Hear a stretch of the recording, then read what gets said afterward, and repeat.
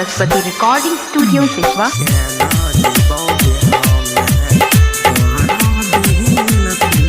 Music by DJ Raj.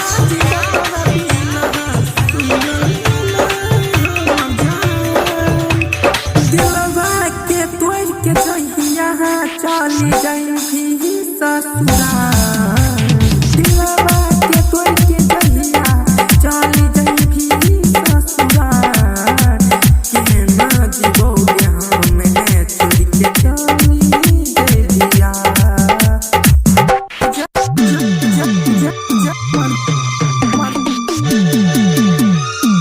Music by DJ राज।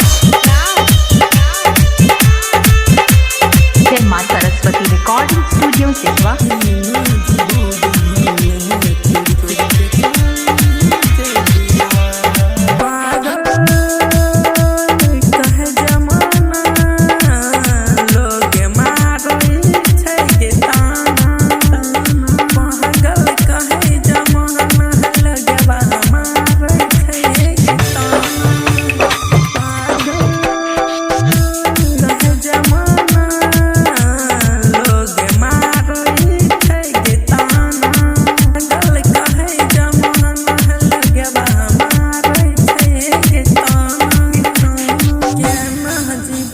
मुश्किल में तू डाल दिलाई परान और के चाली जे वही जानो याद ससुराल है के ना जीवोगे तोरा बिना तू ले नया।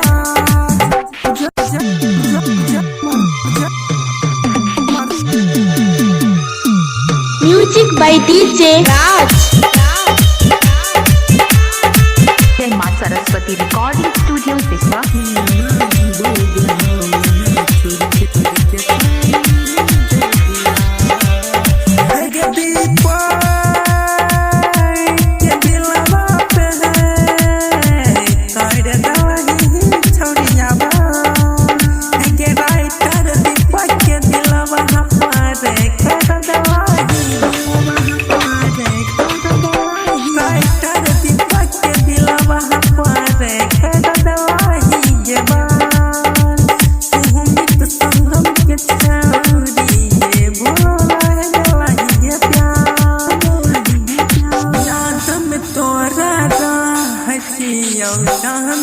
सुबह शाम के ना जीवोगे हमें तोरा बिना सुनिया के ना जीवो तोरा बिना सुन लेना हमर जान। मां सरस्वती रिकॉर्डिंग स्टूडियो सिसवा।